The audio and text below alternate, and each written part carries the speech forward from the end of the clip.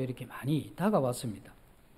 그래서 주님은 이들을 영접하고 이들과 함께 식사를 했죠. 이것을 본 이 바리새인과 그때 당시에 이 지도자들은 이것에 대해서 예수님이, 예수라는 사람이 이 죄인과 함께 식사를 하고 음식을 나눈다, 이렇게 이야기를 하게 되죠. 그 당시에 이렇게 음식을 나눈다 하는 이건 형제됨을 의미하기 때문에 예수님이 그들과 식사를 했다고 하는 이건 바리새인들의 입장에서 볼 때 예수님은 그와 같은 이 동료로, 같은 이러한 이 분류로 이렇게 평가를 하게 되죠. 그래서 주님은 이러한 비난에 대해서 이러한 비유를 통해서 그 이유를, 그리고 이것에 대해서 그들이 다시 한번 생각해 볼 수 있도록 이 비유를 말씀을 해주고 있습니다. 양 100마리 중에서 99마리는 있는데 한 마리 양을 잃어버리면 그 한 마리 양을 찾는 이 목자의 마음, 그리고 여주인이 드라크마 하나를 잃어버리면 그 드라크마를 찾는 여자, 또 그리고 아들이 떠나게 되면 아들을 기다리는 그 아버지의 이러한 이 사랑, 이것을 통해서 주님께서는 하나님께서 얼마나 잃어버린 영혼을 사랑하셨는지에 대해서 이렇게 보여주고 있는, 이것이 세 가지 비유에서 우리에게 주는 교훈이죠. 주님은 이렇게 생각한 것이죠. 하나님께서 정말 이 세상을 사랑하시기 때문에, 이 세상을 사랑한다고 하는 것은 이 세상에 있는 사람들을 사랑하시기 때문에 자신을, 그 아들 된 이 자신을 이 땅에 사람의 몸을 입혀서 이 땅에 보내신, 그리고 예수님 입장에서 볼 때는 하나님의 이러한 뜻을 받들어서 자기가 이 땅에 왔을 때 주님 자신은 아버지의 이러한 마음, 하나님의 이러한 마음을 가지고 이 땅에서 사는 모습은 죄인들과 또 이 세상 사람들이 함께 할 수 없다고 하는 그러한 사람들과 함께 밥을 먹으면서 가족처럼 지내는, 이것은 하나님 아버지가 이 세상에 있는 이 사람들에 대해서 구별 없이 전부를 사랑한다 하는 이 모습을 보여주고 있다 하는 이것을 그들로 하여금 깨우치게 하기 위해서 이 비유를 말씀을 해주신 것이죠. 그래서 우리는 오늘 이러한 이 부분을 통해서 하나님께서 인간을 참 사랑하시는데 이 비유를 통해서 특별히 부모의 이러한 모습이 어떠해야 되는가. 그래서 우리는 부모의 이러한 모습을 어떠해야 되는가라고 객관적으로 생각하기보다는 그냥 바쁘게 또 우리 마음에서 우러나오는 모성애나 부성애를 가지고 또 우리가 어디에 이르렀지 자신이 성숙한 만큼 또 아는 만큼 우리는 이 부모 노릇을 해온 사람들이죠.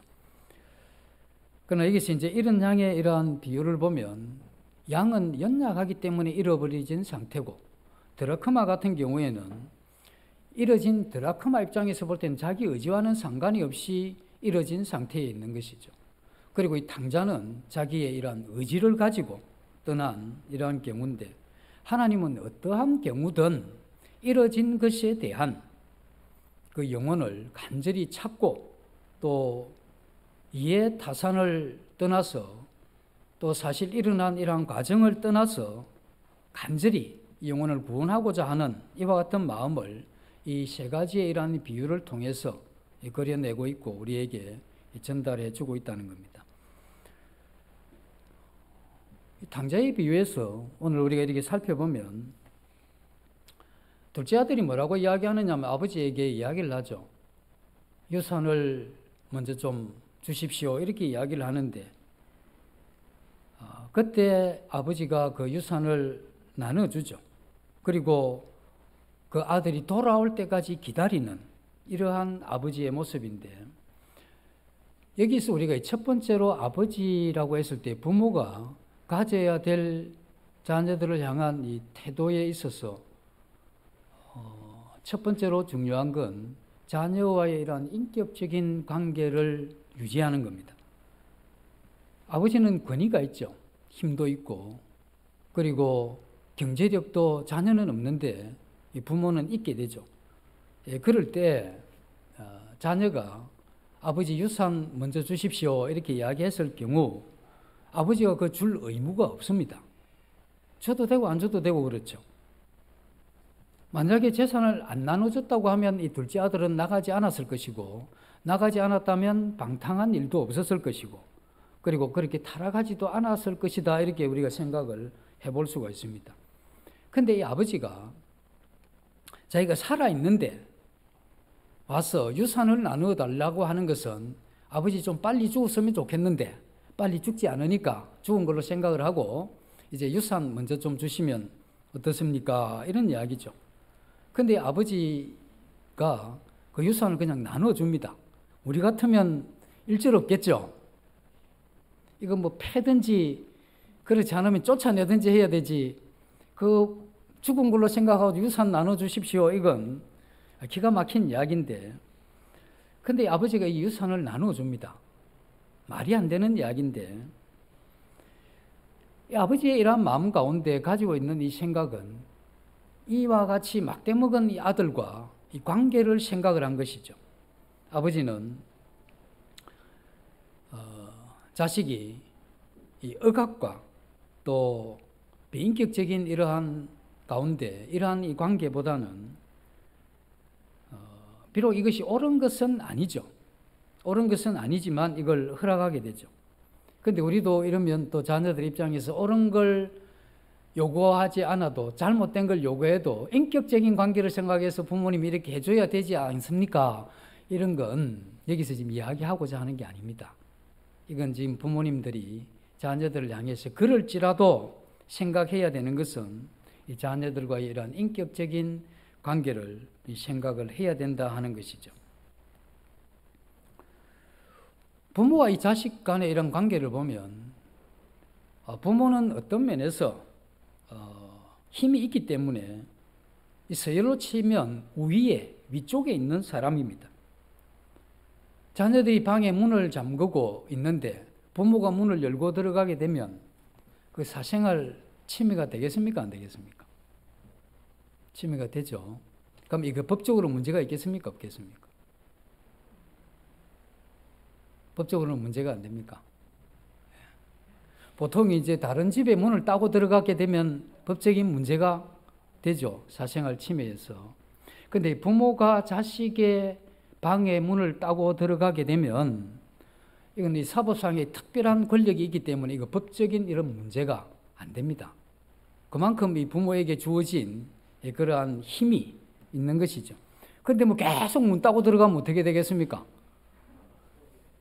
법적인 문제는 안 되겠지만 자식과의 이런 관계가 상당히 힘들어지겠죠. 그래서 이건 가끔씩 몇 년에 한 번 정도 문 따고 들어가시고 엔간하면 그렇게 안 하시는 게 좋죠. 인간이 가지고 있는 힘 가운데 부모의 힘이라는 것이 굉장히 큰 건데, 그러나 이 부모들이 이와 같이 가지고 있는 이 힘을 인격적인 이러한 힘에 비하면 그 가지고 있는 힘에 의한 것보다 관계에 의해서 이루어지는 이게 훨씬 더 중요하다 하는 이걸 이 부모들이 인지를 해야 되는 것이죠. 주님께서 원하셨던 것은 이 가족 관계 가운데 자녀가 그 일을 요구했을 때 그걸 허락하게 되고 또 그와 같은 일을 진행할 수 있도록 아버지가 그것을 허용하게 되는데, 이것은 아버지의 마음 가운데, 이 부모의 마음 가운데 비록 그 잘못된 어떤 걸 요구하게 될 때 막을 수도 있는데, 그걸 그렇게 진행시키는 걸 허락하면서 아버지가 기대했던 건 그 원하는 그 길이 옳아서 허락한 것도 아니고, 또 그걸 하면서 잘못된 길을 가면서 잘 되기를 기대한 것도 아니고, 부모가 원한 것은 그걸 허락하는 가운데 자신이 아버지와 이러한 부모와의 인격적인 이러한 관계로 돌아올 것을 기대하는 가운데 그 일을 했다는 겁니다. 자녀가 이 둘째 아들이 아버지와의 관계가 원만했다고 하면 아버지 죽은 걸로 생각을 하시고 유산 나눠주십시오 이런 이야기를 할 턱이 없죠. 이건 벌써 문제가 상당히 심각하죠. 누구 때문인지는 모르겠지만, 그러나 여기서 볼 때 이 자녀는 그러한 심각한 문제를 안고 있고 부모는 이것에 대해서 허용하면서 그 자녀가 아버지와 이러한 관계가 인격적인 이러한 관계로 돌아오기를 기대하는 이와 같은 마음이 있다는 것이죠.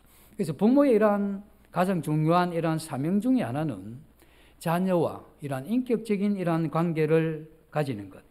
이것이 중요하죠. 그래서 부모가 해야 될 일은 우리의 자녀가 하나님과의 인격적인 이런 관계를 가지게 해주고, 또 하나는 그 자녀가 부모와의 이러한 관계가 인격적인 이러한 관계를 가지게 해주는 겁니다. 그래서 그와 같은 관계를 통해서 우리의 이러한 이 자녀들이 하나님과 이러한 좋은 관계를 가지고 있으면 우리의 자녀들은 하나님에 의해서 그 자녀들이 통제되어져야 되는 겁니다. 그리고 부모와의 이러한 관계를 통해서 부모를 통해서 통제받는 이와 같은 것이 가능하도록 우리 자녀들이 길리워져야 되는 것이죠. 여기에서 이게 힘든 게 뭐냐면 억압이라고 하는 부모가 가지고 있는 그 힘, 이것이 이 관계와 굉장히 관계가 깊이 있는 것이죠. 그렇기 때문에 이와 같은 억압을 통해서가 아닌, 억압을 통해서 통제가 아닌 인격적인 관계를 통해서 부모에 의해서 통제될 수 있다면 그는 반드시 하나님을 통해서 통제받을 수 있는 이러한 사람으로 성장해 갈 수 있다는 겁니다. 그래서 우리는 우리의 자녀들이 내가 원하는 대로, 나무를 키우는 분재 같은 경우 자기가 원하는 대로 철사로 묶어서 그 모양을 만들어 가게 되죠. 그래서 사람이 그 만든 사람이 보기에는 참 좋은데, 그러나 그 나무 안에서는 억압과 그 강압이 의해서 그렇게 되는 것이, 우리 자녀들이 부모가 원하는 대로 이렇게 만들어 가게 될 경우에 부모가 보기에는 좋아요. 내가 원하는 대로 뭔가 이렇게 되어져 가니까. 물론 부모가 자녀가 잘못되기를 기대하고 잘못된 방향으로 하지는 않겠지만, 그러나 이 부모는 이 자녀들이 원하는 그 길을 가게 해줘야 되는 것이지, 부모가 그것이 전체적으로 좋기 때문에 너 그렇게 해야 된다고 하는 이와 같은 이것이 아무리 설득에 의해서 되어졌다 할지라도 이 자녀들이 세월이 지나면서 그건 어떤 면에서 이 강압과 억압이 그 마음 가운데 자리 잡을 수 있다는 겁니다. 그래서 이런 것보다 부모는 그 나무에 물도 주고 비료도 주고 가지도 쳐주고 벌레도 잡아주면서 그 나무가 자유롭게 성장해 갈 수 있도록 해주는 것, 이게 인격적인 자녀와 이런 관계를 통해서 우리 자녀가 그와 같은 자신의 고유한 삶을 살아갈 수 있도록 놓아주는 것, 이런 것이 우리에게 필요하죠. 그래서 이 탕자의 비유에 있어서 이 아버지는 턱도 아닌 이러한 요구를 들어주면서 기대했던 것은 그 자녀와 이러한 인격적인 관계를 기대했고, 이 자녀가 그와 같은 이 관계가 회복된 이후에 자신이 원하는 건전한 그러한 이 삶을 살아가기를 기대했던, 만약에 이 둘째 자녀가 아버지와 하나님의 통제 아래 처음부터 있었다고 하면 이와 같은 요구는 안 했겠죠. 그러나 그 통제 안에 있지 못한 자녀였기 때문에 이 아버지로서는 굉장히 힘든 그러한 과정을 겪을 수밖에 없었다는 이것을 우리가 보게 되면, 우리 자녀들이 충분히 하나님과의 관계를 통해서 하나님의 말씀에 의해서 통제받고, 또 부모와 이러한 훌륭한 관계를 통해서 부모의 이러한 선의적인 이러한 통제를 받을 수 있으면 좋겠지만, 우리 자녀들이 처음부터 그렇게 되기는 쉽지가 않다는 거죠. 그래서 이러한 과정 가운데 부모가 자녀를 향해서 가지고 해야 될 이러한 자신은 힘과 권력에 의한 통제보다는 자유를 통해서 인격적인 관계를 통해서 일어나는 그러한 통제, 이것을 기대하고 그 방향으로 우리 자녀들을 향해야 된다, 이렇게 볼 수가 있습니다. 그리고 이제 두 번째로 우리가 볼 수 있는 것은 아버지가 자녀를 향한 사랑인데, 아들이 이제 허랑방탕한 이와 같은 삶을 살고 난 이후에 먼 나라에서 이제 돌아오는 장면이죠. 그래서 동네로 입구를 향해서 다가오고 있는데, 이 자녀를 보면 아버지의 재산을 가지고 나갈 때는 얼마나 당당하고 화려하게 나갔겠습니까? 그래서 돌아올 때 이 모습을 보면 형편없는, 그리고 다 망가진 이러한 인간의 모습을 가지고 이제 자신이 있는, 아버지가 있는 그 집으로 돌아오는 이 자녀를 이렇게 보면 이게 이 부모로서의 이러한 마음이 어떠해야 되는가 하는 이걸 충분히 생각을 해보게 하죠. 우리 문맥으로 보면 아들이 언제쯤 돌아오겠다는 걸 사전에 편지를 띄우고, 그래서 이제 돌아올 날을 기다리면서 마을 입구에서 기다린 게 아니고 아무런 연락이 없었지만 이 자녀가 언제 돌아올까 하는 이러한 마음을 가지고 늘 기다려왔던 그러한 모습이죠. 이 아들이 돌아온 것도 자기가 허랑방탕해서 아버지의 이러한 유산을 다 날려버리고, 그리고 떠날 때와의 모습과는 전혀 다른 그러한 모습으로 돌아오고 있는데, 이렇게 멀리서 아들이 오고 여기서 아버지가 기다리고 있는데 아들도 집을 향해서 오고 있고 아버지는 아들을 기다리고 있는데, 먼저 발견한 사람이 누구냐면 아버지가 아들을 먼저 발견을 합니다. 그래서 여기서 보는 건 이 사랑이라고 하는 이건 어떤 걸 발견하죠. 우리가 우리 자녀들을 사랑하기 때문에 자녀들의 어떤 면을 보게 됩니다. 다른 사람들이 볼 수 없는 면을 보게 돼요. 그것은 자녀들의 연약한 모습과 또 자녀들의 어떠한 허물과 단점, 그리고 다른 사람들이 보기엔 전혀 비춰지지 않는 그러한 모습이지만 부모는 그 자녀를 사랑하게 되면 이 자녀에 대해서 굉장히 명확하게 그렇게 보게 되는, 이건 사랑에서 나오는, 그리고 밝아진 이러한 시야에서 나오는 그러한 부분이죠. 사랑하는 이러한 아들이 이제 왔는데 이해할 수 없는 모습이 있는데 이 아버지가 뛰어가서 그 아들을 맞이합니다. 그리고 입을 맞추는 이러한 장면이 나오게 되는데, 동양의 문화가 그렇죠. 아버지는 좀 어떻게 해야 됩니까? 점잖아야 되죠. 애들 보는 앞에서 뭐 뛴다든지 경망스럽게 그렇게 안 하죠. 그래서 평소에는 좀 그렇게 하다가 자녀들이 있으면 그럴 때도 좀 무게감 있게, 이게 이제 동양의 모습이기도 하고, 뭐 자녀들이 왔는데 뛰어가서까지는 또 좋은데 뭐 입을 맞춘다든지 이건 어머니나 할 법이지, 아버지는 그냥 방에 앉아서 그래 뭐 기껏 하는 아이가 밥이나 먹었나 이 정도 하면 잘하는 건데 크게 뛰어나가서 입을 맞추고 하는 이건 전혀 아버지답지 않는, 이해하기 힘든 그런 모습이죠. 근데 우리 주님은 그 당시에도 이게 이해하기 힘든 모습이었지만 이 모습을 일부러 이렇게 기록한 것이죠. 이건 타락한 이 세상의 아버지에게는 전혀 나타나기 힘든 그런 모습이죠. 탕자의 비유에서 그 나타난 그 아버지는 지금 이 땅에 있는 아버지와는 굉장히 다릅니다. 그렇게 나타난 이 자체가 굉장히 힘들어요.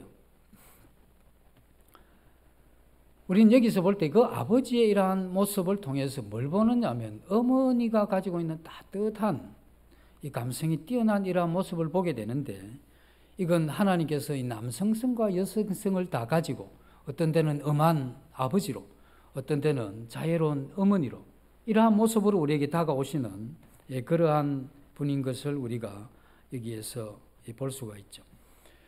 일평생을 살아도 우리의 자녀들이 또 우리 모두는 우리의 아버지를 통해서 이렇게 달려와서 입을 맞추는, 만약에 그렇게 하게 되면 자식이 얼마나 어색하겠습니까?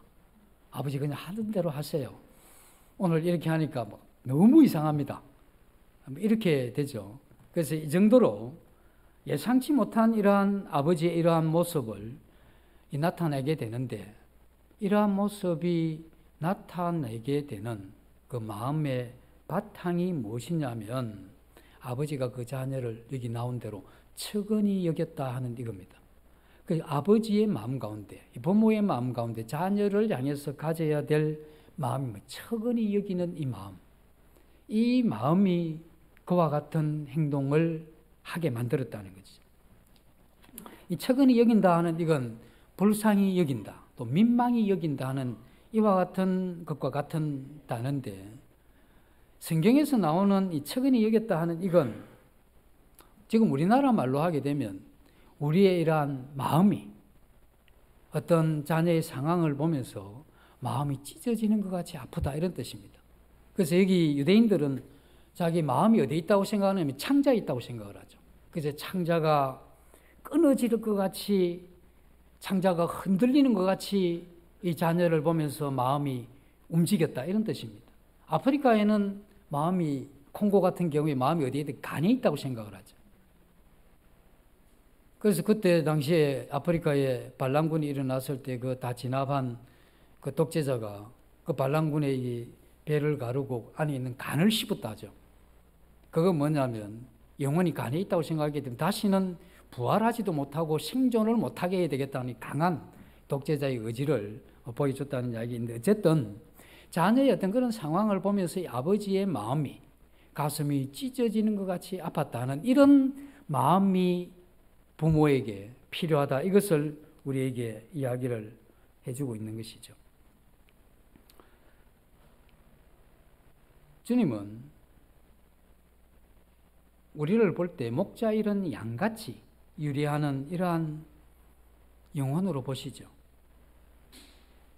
그때 주님이 가지고 있는 마음이 이렇게 아프다 하는 이걸 탕자의 비유를 통해서 측은히 여긴다 하는 이 말씀 안에 들어있는 주님의 이러한 마음, 그 주님의 마음은 아버지의 이러한 이 뜻을 받들은 마음이기 때문에 하나님 아버지는 이 세상에 있는 영혼들을 향해서 가슴이 찢어지도록 아픈 이러한 마음을 가지고 있다 하는 이걸 지금 이 탕자의 비유를 통해서 우리에게 보여주는 그러한 모습이죠.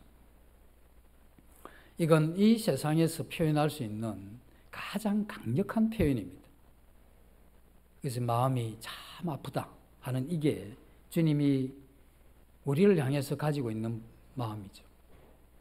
다르게 보면 아버지가 둘째 아들을 보면 어떤 생각이 드느냐 하면, 둘째 아들이 했던 이 소행을 생각을 하면 감히 아직까지 건장하게 살아있는 이 애비를 향해서 유산을 달라 생각을 조금 더 해보니까 이놈이, 이 애비가 오래 산 것에 대해서 굉장히 불편하고 내가 빨리 죽었으면 하는 이러한 마음으로 이렇게 하는구나.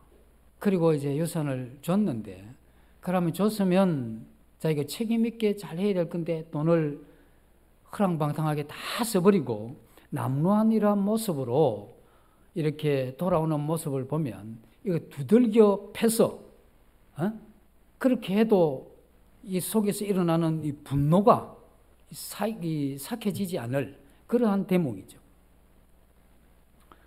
이 둘째 아들을 보면 아버지를 향한 뭐 공경하는 마음이나 또 배려하는 마음, 그런 건 전혀 엿볼 수가 없죠. 근데 아버지가 이 둘째 아들을 대하는 자세를 보면 그 자녀가 행했던 행동, 품었던 마음, 생각, 이것에 대해서 그냥 이 가로를 치고 그거 없었던 것 같이 합니다. 아버지가 딱 본 건 뭐냐면 지금 와서 지금 있는 그 상황만 딱 본 거죠. 이게 제대로 먹지도 못하고 또 제대로 보살핌도 못 받고 그리고 힘들게 돌아온 그 아들의 여인 모습과 형편없는 이 외모, 이런 것을 보면서 아버지의 이러한 마음 가운데 그 가슴이 찢어지는 이러한 이 슬픔이 가득한 이러한 마음으로 되었다는 겁니다. 이게 뭐냐면 하나님이 인간을 향해서 가지고 있는 긍휼입니다. 그래서 우리는 때로 하나님 앞에 나아갈 때 뭐 기도할 때 너 한 거 생각해봐라 이러면 기도하다가도 그렇지 내가 이렇게 하고 어떻게 하나님 앞에 뭘 달라고 하는 이건 염치 없는 일이 아닌가 이렇게 우리가 생각을 할 수 있는데, 그러나 우리가 하나님 앞에 그렇게 구할 때 하나님이 이제껏 내가 살아왔던 잘못된 어떤 이런 것을 보시는 게 아니고 지금 내가 어렵고 힘든 이 상황을 보시면서 우리에게 은혜를 베푸시는 분, 이게 하나님의 이런 가지고 계신 긍휼이죠.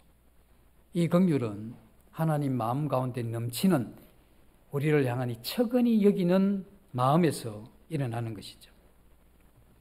우리도 이제 이와 같은 것을 조금 경험을 했죠. 처음 우리가 주님을 믿고 거듭났을 때 어떤 생각이 드느냐 하면 우리가 이 짧은 시간일 수는 있지만 나에게 잘못했던 또 나에게 어렵게 했던 이러한 어떤 사람들에 대해서 그 원망이나 시비나 미움 이런 것이 안 하려고 작정한 것도 아닌데 그냥 없어져요. 그러면서 마음에 일어나는 것은 저 사람도 내게 그가 어떻게 됐든 상관없이 그도 예수 그리스도를 믿지 않으면 영원한 형벌을 면할 수 없을 텐데 하는 이러한 마음 든 적이 있죠. 그게 뭐냐면 주님께서 우리에게 주신 이 척은히 여기는 마음이 우리 안에 있을 때 그게 가능하죠. 그 주님은 그러한 마음 가득함으로 우리를 대해 오셨고 오늘 이 땅에 사는 아버지에게 기대했던 게 뭐냐면 그 마음을 기대하고 있다는 것입니다. 주님은 이 땅에 오셔가지고 영혼들을 사람들을 보시면서 그렇게 척은히 여기는 마음을 가지셨죠. 누가복음 15장에서 탕자의 비유를 통해서 그걸 정확하게 표현을 주님이 하셨고 주님은 이 마음을 예수 그리스도를 믿는 모든 성도들이 공유할 수 있도록 이 마음을 나누어 주시는 분입니다. 우리의 이러한 마음 가운데 자녀들을 향해서 이 척은히 여기는 이러한 마음 이건 하늘로부터 오는 겁니다. 물론 인간이 가지고 있는 기본적인 자연적인 어떤 그런 부분이 얼마 정도는 있지만 그것의 이러한 한계가 굉장히 적고 하나님으로부터 오는 이러한 척은히 여기는 이 마음 이건 하늘로부터 우리가 공급을 받아야 될 중요한 그러한 마음이죠. 그래서 가슴 저미는 하는 이야기 이게 주님이 우리를 향해서 가졌던 마음인데 저민다 하는 이건 횟집에 가면 그 사시미 칼로 회 뜰 때 그 살을 이렇게 쫙 이렇게 가르잖아요. 그게 뭐냐면 저민다는 건데 이건 뭐냐면 통증과 아픔을 이야기하는 겁니다. 주님이 이 땅에 있는 사람들을 보실 때 가슴 저미는 마음. 그래서 잘못은 우리가 하고 우리가 고통받아야 되는데 이것을 바라보시는 아버지 하나님의 이러한 마음이 칼로 자신의 이러한 심장을 저미듯이 하는 이와 같은 통증을 가지고 계시다 하는 이게 우리에게 알려주고자 하는 마음이죠. 이와 같은 것을 우리에게 나누어 주게 될 때 우리에게 일어나는 게 뭐냐면 이게 사명입니다. 이게 소명이고 선교를 간다든지 자신의 이러한 삶을 주님께 드린다든지 그와 같은 일을 하지 않는다 할지라도 나는 내가 살아가는 이러한 삶의 어떠한 자리에 있든 교회의 이러한 한 모퉁이에서 내가 역할을 감당한다 할지라도 이와 같은 가슴 저미는 마음을 하나님으로부터 공유받게 되면 그가 가지는 게 뭐냐면 사명감입니다. 소명이 생기게 되는 거죠. 이와 같은 것을 가져야 이 교회에서 역할이 가능합니다. 이것이 없는 가운데 그것을 하게 되면 원망과 시비가 많습니다. 나 이렇게 했는데 나 이렇게 대해줍니까? 내가 이렇게 했는데 이 희생이 이렇게 큰데 다른 사람들은 뭐 하십니까? 이런 이제 마음들이 왜 일어나느냐 하면 가슴 저미는 그 마음을 공유하지 못했기 때문에 그렇습니다. 그래서 이와 같은 마음을 공유하게 되면 내가 그와 같은 이러한 삶을 사는 건 너무 당연하고 그렇게 살지 않는 사람들 눈에 보이지를 않습니다. 단지 그렇게 살지 않는 그러한 분들에 대해서도 가슴 저미는 긍휼히 여기는 마음이 생기게 되는 이게 주님께서 이 땅에 있는 모든 성도들에게 꼭 나누어 주고 싶었던 그러한 마음이죠. 어떤 사람이 큰 불행을 당하면 그 불행 당한 사람을 보면서 어떤 사람은 가슴 저미는 아픔을 느낍니다. 또 어떤 사람은 뭐라고 이야기하느냐면 까불더니만 내 그럴 줄 알았다. 똑같은 상황인데 느끼는 또 생각하는 게 완전히 다르죠. 왜 그렇습니까? 그 마음에 하나님이란 사랑을 공유한 정도에 따라서 느끼는 게 다 다릅니다. 그래서 우리가 그러한 상황들을 보고 또 그러한 일을 볼 때 내 마음에 품은 생각을 보면 그게 논리적으로 맞느냐의 문제가 아니고 하나님의 이러한 가슴 저미는 긍휼히 여기는 그러한 마음이 내게 있느냐, 하나님으로부터 그러한 공급을 받고 있느냐는 이걸 우리가 살피고 하나님 앞에 우리 자신을 돌아보는 것이 필요하죠. 우리는 자녀들을 향해서 측은히 여기는 이러한 마음을 생각하면 우리는 우리의 이러한 이 자녀들을 향해서 어떻게 봐야 되느냐 하면 공정하게 못 봐도 괜찮습니다. 그러나 우리 자식을 향해서 가져야 되는 것은 이 불쌍히 여기는 이러한 마음을 가져야 되죠. 우리의 자녀가 어떠한 상황에 있든지 간에 끝까지 불쌍히 여기고 믿어주고 그 자녀가 잘못할 수가 있죠. 그리고 어려움을 당할 수도 있는데 이때 그 상황이 어떻든 상관없이 끝까지 이 자녀들을 믿어주고 또 함께 그 부분에 대해서 주님이 가지셨던 이러한 가슴 저미는 이와 같은 마음을 가지는 이게 굉장히 필요합니다. 그래서 부모가 하나님의 이러한 이 성품을 자녀들을 향해서 가지고 있는지를 물어봐야 되는 것이죠. 우리는 성경에 하나님의 말씀을 통해서 교훈하고 책망하고 또 바르게 교육하고 하는 이런 것이 다 필요하지만 이와 같이 성경을 통해서 우리 자녀들을 가르치게 될 때 부모의 마음에 품어야 될 가장 중요한 마음은 긍휼히 여기는 마음입니다. 그래서 이 긍휼히 여기는 마음은 참 어렵습니다. 우리의 자녀들이 이 정도는 살아줘야 되는데 하는 이게 부모들이 가지는 마음이죠. 그리고 내가 너를 사랑하기 때문에 너 이 정도 살아주기를 바라는 이게 내가 무슨 잘못이냐. 다른 사람은 너를 향해서 어떻게 살든 상관하지 않지만 내가 부모고 너를 사랑하기 때문에 이 정도는 살아줘야 된다고 생각하는 거 이거 나쁘지 않다. 근데 너 살아있는 모습을 보니까 완전히 기압이 빠져가지고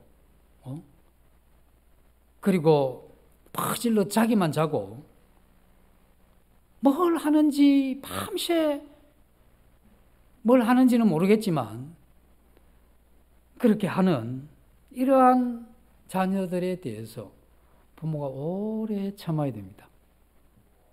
이게 부모들이 가지고 있는 고통이죠. 왜냐하면 이 세상에서 자식을 긍휼히 여길 수 있는 마지막 사람이 부모입니다. 그렇기 때문에 이 자녀와의 이러한 이 관계 때문에 이러한 관계가 계속 유지돼야 이 자녀들을 도울 수 있기 때문에 그리고 이 자녀들을 그렇게 하기 위해서 자녀들이 잘못된 것을 이렇게 오래 참는 이게 너무 힘들죠. 그래서 우리가 하나님으로부터 오는 이 긍휼히 여기는 이 마음이 없이는 이게 안 됩니다. 내 자식이 잘못할 수 있죠.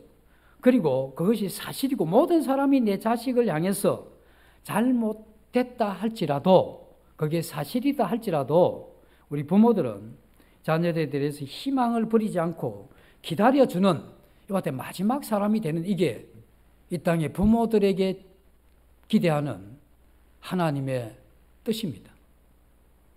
그래서 우리는 기다리면서 주님의 이러한 은혜를 받으면서 그 마음을 공유하면서 이 시간을 보내는 이게 너무 힘들죠.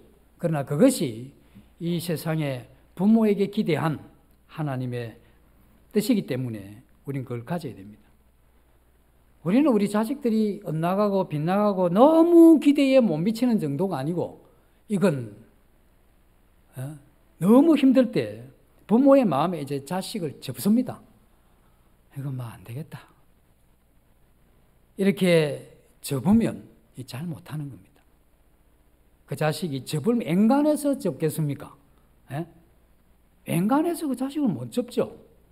그래도 그걸 접을 만한 이유가 있고 이제 마음에서 지워버릴 만한 이유가 있다 할지라도 그렇게 해서 안 되는 겁니다. 이게 왜 그게 안 되느냐 하면 하나님의 이러한 마음인 측은히 여기는 이러한 마음이 들어오게 되면 그걸 못 접어요. 그래서 접는 이유는 부모가 자신이 가지고 있는 부성의 모성의 어떤 그 한계만 가지고 있었기 때문에 그걸 넘어선 자식의 어떤 모습을 볼 때 접는 거죠. 근데 하나님에 의해서 주어진 이 긍휼히 여기는 마음, 민망히 여기는 마음, 측은히 여기는 이 마음은 한계가 없습니다. 그래서 어떠한 상황이 되어도 이 자녀를 접지 않는 것, 이게 마음에서 지워버리지 않는 이게 부모의 마음입니다. 그게 그렇게 되어져야 되고, 부모 입장에서 부모가 자녀들에게 유산을 제대로 못 물려줄 수도 있죠. 그리고 최고의 이러한 교육을 못 시킬 수도 있습니다. 그러나 이 세상에 또 이 부모 자신이 그렇게 학문적으로나 여러 면에서 그렇게 뛰어나지 못할 수도 있죠. 그렇다 할지라도 이 부모가 주님을 깊이 만나고 또 하나님의 이러한 긍휼히 여기는 마음을 은혜로 받아서 그 자식을 만약에 대할 수만 있다면 자식은 오래 참고 기다리시는 하나님의 마음을 누굴 통해서 봐야 되느냐? 부모를 통해서 봐야 됩니다. 그래서 이 부모를 통해서 이제 그걸 보지 못하면 이 자식들은 하나님의 이런 긍휼히 여기는 마음을 알 길이 없어요. 누가 나를 위해서 그렇게 오래 참아주고 또 그렇게 하는 부모는 이 세상에 어떤 사람도 없죠. 그래서 이 부모가 긍휼히 여기는 이러한 마음으로 이 자식을 대했다고 하면 이 부모는 가장 중요한 역할을 자식에게 한 사람입니다. 비록 다른 것이 미흡하고 부족했다 할지라도 괜찮습니다. 그런데 이와 같은 마음으로 대할 수만 있었다면, 그래서 우리의 자녀가 이 부모를 통해서 이와 같은 마음을 볼 수만 있었다면 이건 잘한 훌륭한 그러한 부모가 되는 것이죠. 우리 부모가 가지고 있는 이러한 마음 가운데 이러한 긍휼히 여기는 이러한 마음이 있을 때도 있고 때로는 이 무관심이 있을 때도 있어요.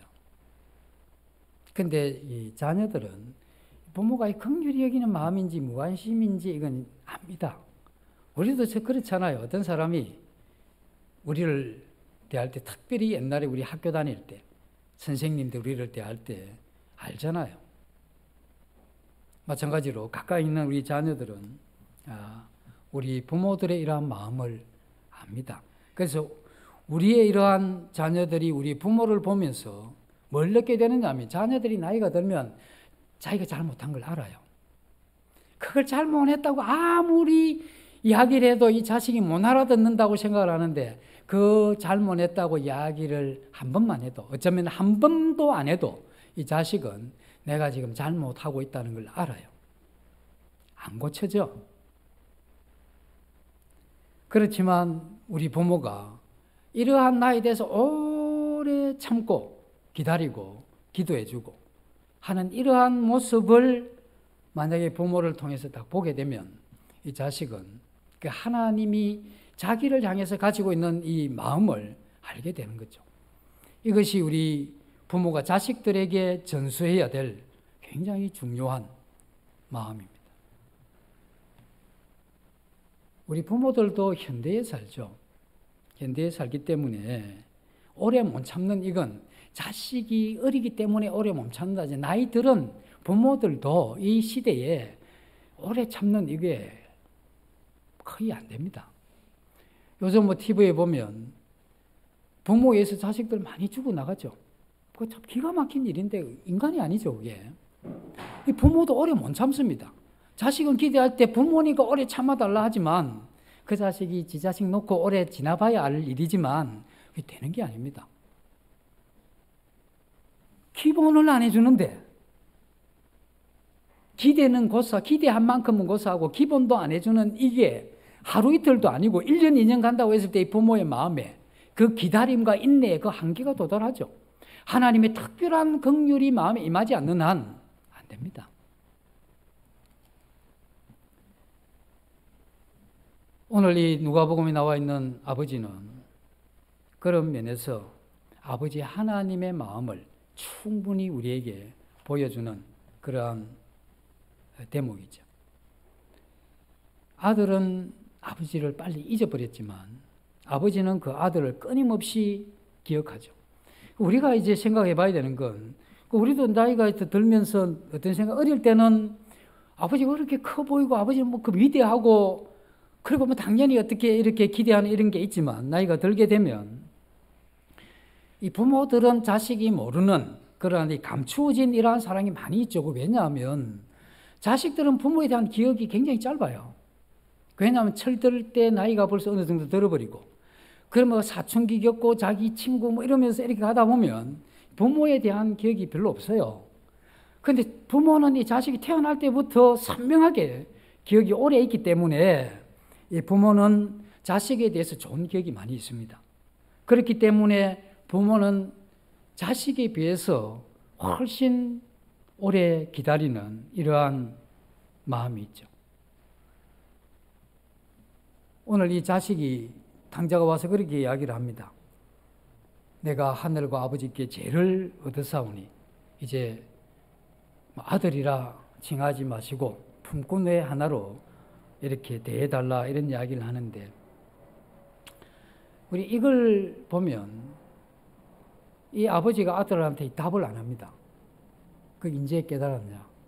내가 줬던 돈은 그건 어떻게 살다가 요 모양이냐? 네가 흠뻑 좀 맞아야 되지 않겠나? 어떤 벌을 받을 거냐? 이런 이야기 전혀 없죠.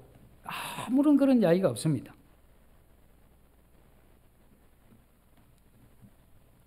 아버지가 기대했던 건 자녀가 그 돈을 가지고 가서 그걸 어떻게 쓰고 어떻게 살았냐 하는 이것보다 이 자녀가 기대했던 게 뭐겠습니까?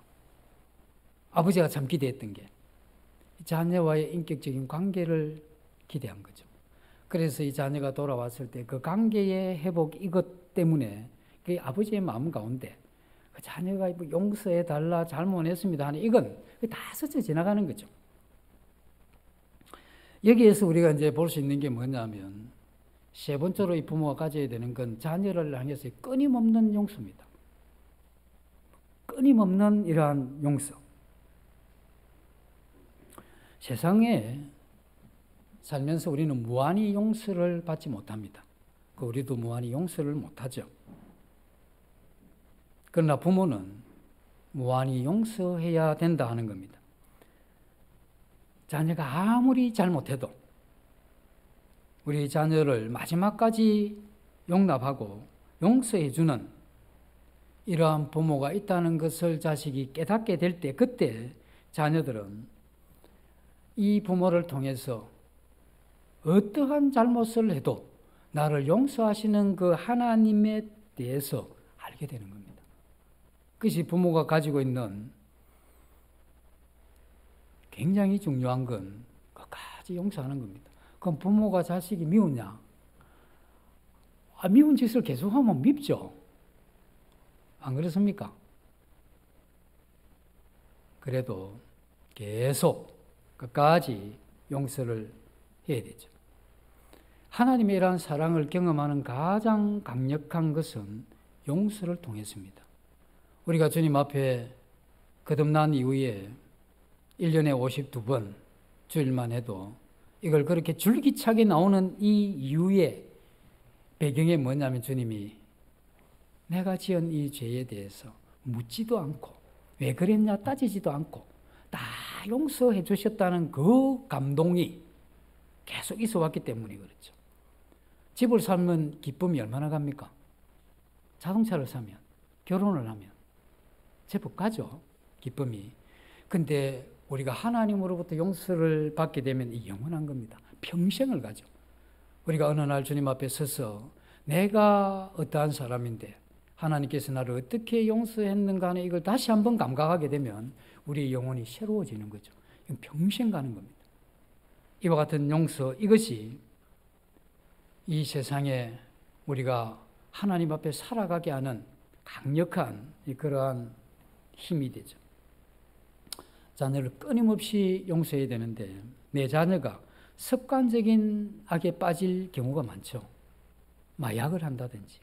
이 마약 정도 하게 되면 굉장히 힘듭니다. 빠져나오기가. 도벽도 있죠. 남의 물건 자기가 그냥 훔쳐와요. 자기가 필요한 것도 아니고 마음먹은 것도 아니고 계획도 아닌데 그 도벽이 있는 애들도 있어요. 그리고 게임. 다른 거 할 때는 명태눈이다가 게임만 하면 갑자기 눈이 바짝바짝바짝 하면서 뭔가 이게 막 회생하는 것 같아. 막 생기가 돋으면서. 그걸로 했으면 좋겠는데, 이런 모습을 부모들이 보면 그 허파가 뒤집어진다죠. 이런 자녀가 내 자녀라 해도 부모가 해서 안 되는 말이 있는데, 저놈의 자식 내가 왜 낳았는지 모르겠다, 이런 이야기는 하면 안 됩니다. 그래서 우리가 홧김에도 그런 이야기를 하면 안 되죠.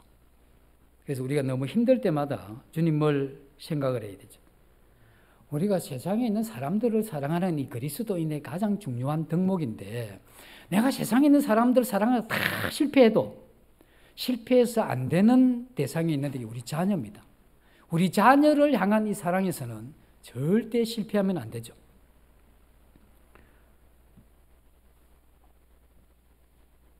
우리 자녀들이 망가지고,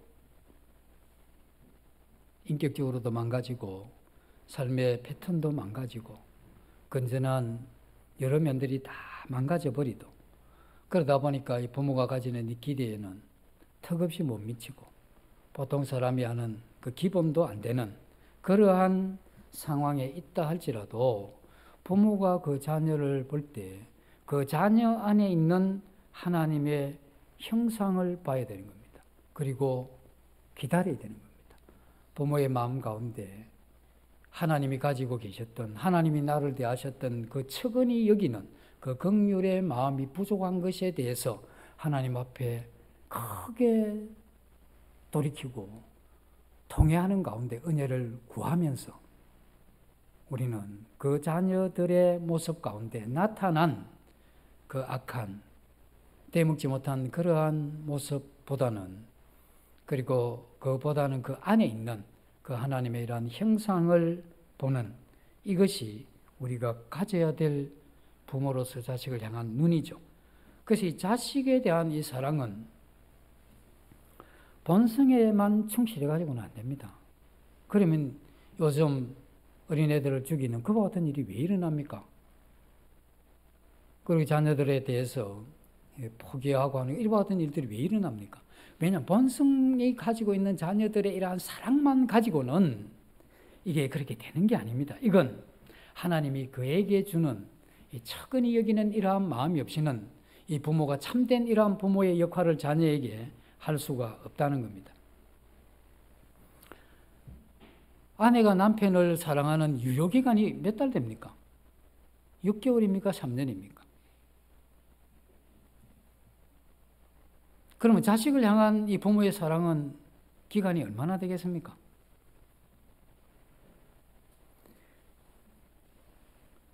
이 모든 이러한 이 사랑에는 하나님의 이러한 긍휼하심에 의해서 주어지는 이러한 공급이 없이는 그것이 될 수가 없다는 겁니다. 그래서 자식을 사랑하는 것, 이게 쉬운 일이 아닙니다. 너무 힘든 일입니다, 이게. 그러다 보니까 부모가 가지고 있는 한계가 있잖아요. 그래서 자녀들이 부모에 의해서 이 마음의 이러한 상처에 의해서 찌그러지죠, 마음이.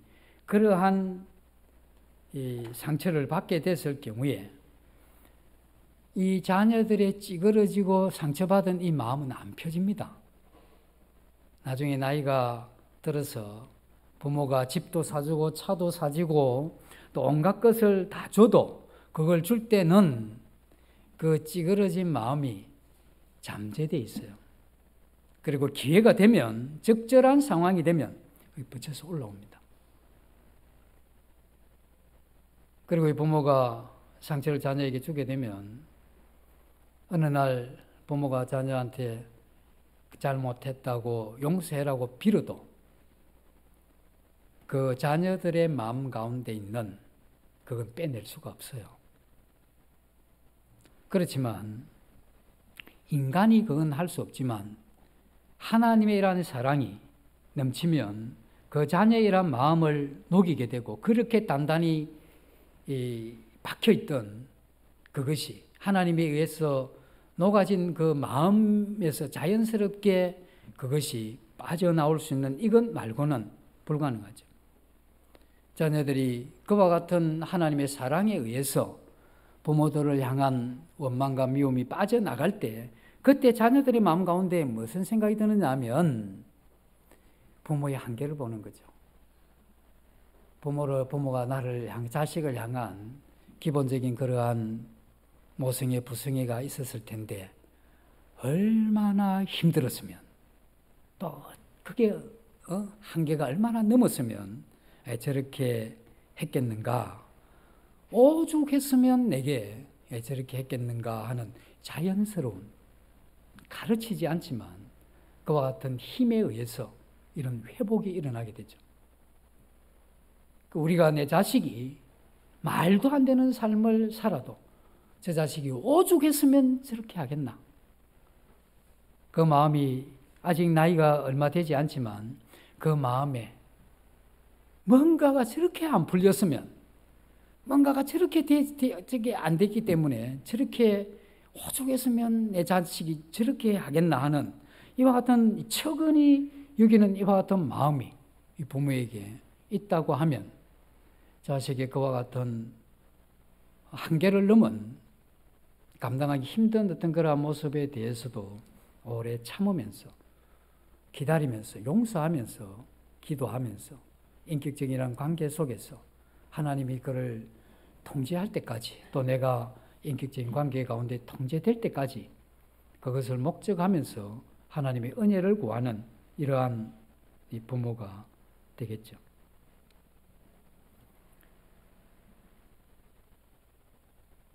우리가 이 자식을 사랑할 때 내가 자식을 충분히 사랑할 수 있다고 생각하면 크게 오산입니다. 우리가 충분히 이 자식을 사랑할 만한 그런 존재가 못 되죠. 사랑할 만하니까, 내 자녀가 조금 해주니까 조금 하는 거지. 만약에 완전히 반대로 가면 내가 지금 자녀를 사랑할 만큼 그래 사랑한다고 이렇게 이야기해서는 안 됩니다. 그래서 우리는 우리 자녀들을 볼 때 내가 비록 키우는 자녀지만 내 소유물인 내 자식이 아니고 주님께서 일정 기간 내게 맡겨서 키우라고 주신 자녀라고 생각하시고 유모처럼 돌보는 이러한 마음으로 그와 같은 이 책임감을 갖고 오래 참고 용납하는 가운데 우리 자녀를 키워야 되겠죠. 그래서 우리는 자녀와의 이러한 인격적인 이러한 이 관계를 생각하면서 부모가 가지고 있는 힘을 조절을 해야 되는 겁니다. 그리고 이 자녀들을 이렇게 사랑하기 위해서 우리가 필요한 건 이 척은히 여기는 마음입니다. 그리고 그 애를 용서하기 위해서 우리가 하나님의 은혜를 계속 구해가는, 이게 힘들지만 그래도 부모가 자식을 향해서 가져야 될 중요한 그러한 마음이라고 주님께서 우리에게 전해 주시고 있는 겁니다. 잠시 기도하고 마치겠습니다. 주님, 저희들에게 은혜를 베푸셔서 깨닫게 해 주시기를 원합니다. 마땅히 부모가 가져야 될 이러한 태도와 자세에 대해서 아는 바가 부족했고 안다 할지라도 실행할 수 있는 힘이 없는 이러한 저희들을 긍휼히 여기셔서 지금부터라도 주님이 주시는 그러한 마음과 주님이 우리에게 보이신 지식을 따라서 살아갈 수 있도록 주님께서 역사해 주시기를 원합니다. 이 모두를 예수님 이름으로 감사하며 기도드립니다. 아멘.